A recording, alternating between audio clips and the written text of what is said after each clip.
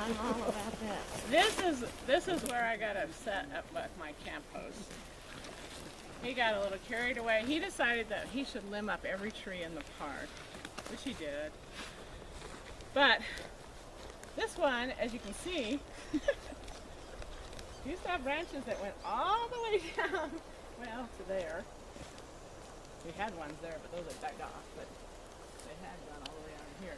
So you had a very atypical tree for this species, Athenisae, which is that it brings it has its branches going clear to the ground or close to the ground.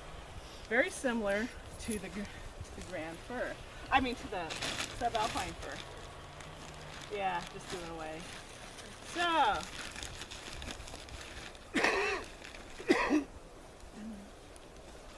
needles. This tree, if you look at, it has a couple interesting things. The needles are green on this side and whitish on the lower side. Kind of have a lighter, and sometimes they're, you can see the white lines on them. Okay, if you look at the needles, they're singles. Oh, let that spider go. If you break the needle and smell it, Yeah, I can. Yeah, second. Oh. Oh, okay. Okay. So you don't do those candles, huh? Just pass that around. Really nice, though. Yeah. I always ask the kids, what do they smell like? One? You smell one? Okay. Resinous? What do they smell like? Yeah, I asked the brand. kids what they smell like. What do you think the kids would say? Christmas. Christmas. It smells like Christmas. Yeah. Because out here, this is like our #1 Christmas tree species. If you pick one out of the forest, which we're glad for you to take.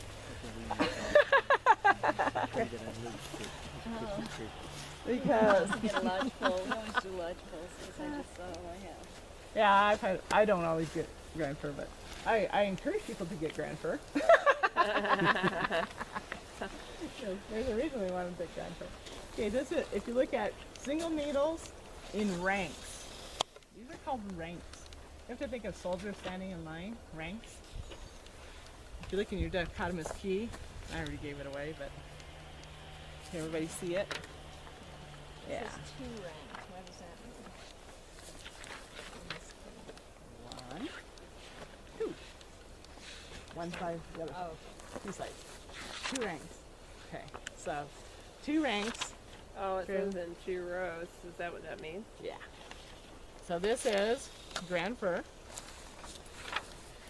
And it is found, let me look at my key because I forget which page it's on. It's page 8. Page 8. Okay. Grand fir is on page 8. So let's from page 8. Okay. We said earlier that grand fir is our climax species. What will happen is if you look, there's the ponderosa pine, here's a grand fir. Okay. Firs like to grow in shade. And they love dust and litter. That's where they want their seedlings to grow. So look at all the dust and litter of ponderosa pine. Makes even a little hump. That's why that Where they limbs grow. down so far. So he's going to try to grow where all that dust and litter is. And that dust and litter comes all the way out here. You can see cones from that tree coming out here. And we got the tree behind us and they're coming this way. So he found a good place to grow. They like all that dust and litter. In fact, grand fir will even grow in logs, rotting logs. They like that humus, litter, rotting wood, rotting stuff to grow in. And they like shade. So what better things would shade do than a great big huge ponderosa pine? And they're going to grow in the what we call the understory. And so if the fire comes through, they won't be the first ones to come up. They want shade. They want other things there, and they want that duff. They don't like bare minerals now. They're going to grow there. They're going to wait until the forest gets old, and then they start growing in it. This is a young one. But doesn't it make them healthier to limb them like that? It makes them fire retardant, and that's why we did it.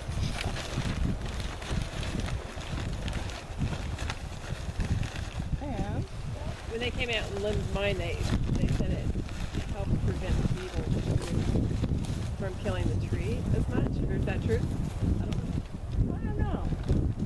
Because every time you open this tree, you can open it to diseases. Oh, there it is. I don't know if by opening and exposing all the bark. Huh? Well, I don't know if by exposing the bowl of the tree too early without it self-cleaning is a good thing. Yeah. Yeah, Not what this nature one, wants. I wish they would have left this one. For one thing, I wanted to use it as my tree because they're naturally it would still have. You can see where the bark is on these. It would have still had limbs clear down to here, and it did for years, and it would have kept that way for a long time. I think so. Okay, we said. I'll use this one. True firs cones sit on top of the subalpine. And so lots of times all you'll see in a grand fir, and this will be way up in the top of the tree, and this one doesn't have, I don't think this one's set cones on yet, it's not old enough. But it will sit on the top of the branch, and lots of times you'll just see these little... There's one cone up Is there there. one cone up there? Yeah. One cone. It's finally starting to go. It'll just, you'll see these little sticks sticking up out of the branch like this. This is where the cone used to be. Because again, these cones unravel in the tree. And the only time you get them to the ground as a full cone is when that guy over there that's scolding us knocks one off, takes one to his mitten, and I go steal it out of it. So I have a partial one. Same thing, it's going to unwind. And I had another cone in here, but as it dries, it just unwinds. So there it is. Scales. Seed. There's a seed right there sitting on the scale. Each scale looks like, and this one has 2 seeds. That scale at least does. So the squirrels, are they picky about which cones they want to take, or did they take all of them? They take all of them. Oh. They like ponderosa pine really well, but if they can't find it, they'll take something else. And I think different times of year, different ones mature at different rates, so they pick them at different times. They always pick these green, and the cone on this tree will be bright green. Bright green, usually. Is that one bright green? I don't know if it's a cone. It almost looks like a ball of lichen or Or something. could be a ponderosa I pine think it's a one. pine cone that fell. Yeah. A ponderosa pine, yeah, that fell in That there. too. But they'll usually be kind of a bright green. Once in a while they'll have a pinkish hue to them, but they're usually bright green. And then as soon as they dry, they start unraveling. And they're usually really, when you get the new cone, it's just full of resin. That's sticky. I've stopped in the middle of the road and picked one up before when the squirrel knocked off the tree. Who's calling me? They can wait. Anyhow. So lots of times this is all you see. And you'll see this in a lot of different true firs. And a true fir always has cones that unwind in the tree, and they sit like this. And this is Abies grandis. Abies is fir, a true fir, and grandis is the grand fir. Does this have another common name? Is it called white fir ever or anything else? Or There's grand fir and white fir. that's They are different? 2 different trees, and we do have a few white firs in Oh, here. okay, so they're actually They also crossed white fir and grand fir for some reason in nurseries, and they have a hybrid that's a grand fir white fir, And so sometimes what will happen is you'll have some of the needles will be in ranks, and some will be will be white fir, which basically they're in ranks, and then they have a few needles that stick straight up out. But out in the woods, I mean, you just call these grand fir. They're not ever referred to as They call them white fir because they're sometimes. put it this way, they couldn't tell them apart when they gathered seeds and crossed them. Okay. So yeah, they're really similar.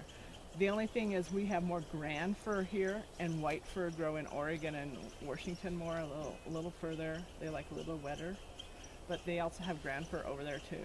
So it's confusing. We'll call them grand fir. So, their bark really looks like dried paint. That's young bark. This is old bark. See how? Oh, this way. See how it looks like? Let me look at. There we go. It looks like the paint's dripping.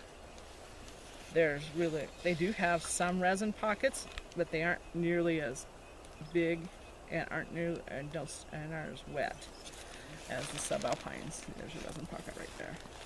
Now their bark gets kind of thick, and it will get on some of the really old mature trees at the base. They are really thick, so they'll suppress fire somewhat. The problem is most of the time their branches are so far down that the branches are going to catch, so the tree's going to go anyhow. But most of the time you're going to find it like this, younger trees growing under the big ponderosas or the big larches or the big Douglas fir, because they like shade.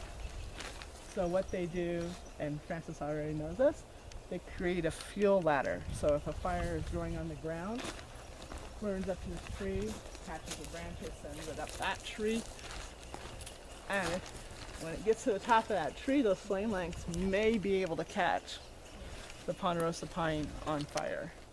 And if you catch the needles on fire, and you get what they call a crown fire, which is the top of the trees. Once you get a crown fire, they're almost impossible to put out. Ground fire you can do a lot with. You can play with it, you can move it around, yeah. But once it gets to the top of the trees, it just takes off. All you have to do is get a wind behind it and it goes. There's no way you're gonna stop it anytime soon. That burned several hundreds of acres, right? Thousands, whatever. Yeah, until you run into a sagebrush meadow like that, and it doesn't have a place to go, so it has to drop to the ground. Find an open spot or a lake or something. Yeah. So this is the climax species. So if 1,000 years from now, if we wouldn't do something and we wouldn't have a fire that would change and get rid of some of these trees, or we wouldn't go and thin these trees out, these would end up growing big enough that either you'd have a fire that would take over the ponderosa pines, or all the ponderosa pines will get old and they'll have no new young ponderosa pines to take their place. You'll only have grand fir, and then you have two choices. The forest will burn and you'll have a stand replacing fire, and then the pines can come back, or it'll get diseased and they'll all die, and you'll have pines come back, because these guys aren't going to come back first. Those guys are. So if you kind of, and Richard will talk about this more, if you kind of keep it from going to the climax, the oldest it can possibly go, it won't cycle, it won't do the complete cycle. You can stop the cycle and keep it small and keep everything growing in it, or you can let it go to climax and then that's all you have, and then what's left is for it to die and start over. So that's what they talk about before, why they do fire ecology and things like that, ways of keeping that forest from going to that climax. This tree, as logging, they will call it white fir because it does have a very white wood, and they can't tell it's wood from white fir wood. They both are white, look very similar. They aren't used, this one isn't used as a lumber species as much. They do use it for pulpwood, but they don't use it a whole lot for lumber because it's not a very hard wood. It's not as tightly grained wood and hard, and just isn't structurally as sound as ponderosa and red fir or Douglas fir. So we'll look at the other fir right over here. Quick question though. Yeah. About seeds, cone seeds. Mm-hmm. So like when we were talking several weeks ago about the white bark pine, that the seeds are collected from the squirrels or whatever, and then the bears eat them and stuff. Are there, like when you're down here around ponderosa pine and firs and all that stuff, and squirrels are just going crazy, just collecting seeds 15 hours a day, what other animals are eating all those seeds? Like when you walk around the park, you see Birds. holes We have all kinds of dug in the birds. ground, And rodents. And I think they like these, that they can pick out of the tree. They can sit up in the tree and pick on the cones and just pick the seeds out, and then they start falling down, you know, and they can just pick them and they fall apart easy, so they don't have to have the really big beaks like the Clark's nutcracker that has that really huge hard beak that has. The littler birds can get into these really easily. The squirrels, the chipmunks, all those guys can get into them. Whether bears would open a cache of these, yeah, I was just might. using that for what I you haven't said at high, but seen any evidence that they really do that. I have seen them get into a cache where there's a lot of ponderosa cones, because I think the seed's bigger and it's easier to find. These seeds are fairly small, so they're going to have to eat a awful lot of them. And I think that's why they like the white bark pine, because those seeds are pretty good size. Yeah, and they don't have all the other debris around them. Those kind of fall out of the cone. yeah. And so when the Clark nutcracker, I think they can hold something like, it's an ungodly number, 500 or so seeds in their mouth at one time. Clark nutcrackers have these pockets in their mouth and in their tongue and their cheeks, and they can pick up those white bark and then go take them to a cache, so they aren't just taking one seed and going to the cache and coming back. They're filling their mouths full and then going and caching them. So, okay, so we'll look over here and see a mature grand fir later, but right now we're going to go to the lodge to this tree. Now, this is a fir, and if you noticed when you touched those needles, they were soft. They don't poke you. That one either. And so they call them friendly firs, because you can pet them. You can pet them this way, they won't poke you. You can pet them this way, they won't poke you. So I tell you, friendly firs. So to tell a fir, they're going to be soft. They're going to be single needles again. These don't smell as good. Yeah, they don't smell as good.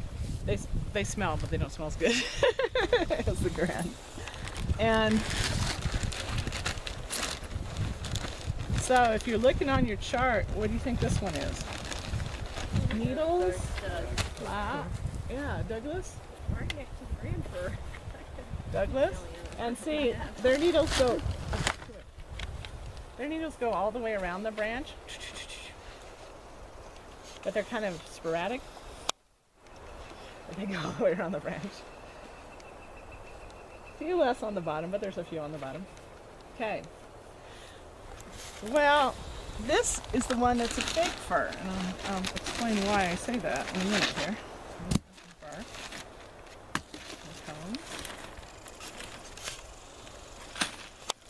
Because this is a Douglas fir cone. It doesn't unwind on the branch, it falls to the ground. It doesn't sit in the top of the tree. It doesn't sit on the top of the branch, it hangs down like this in the tree. Okay, we said all true firs have cones that go up and they unwind in the tree. This one has a cone that falls to the ground, doesn't unwind in the tree, and hangs below. That's why they call It's it not a true pseudo. fir. It's a fake fir. What's a suga? Suga?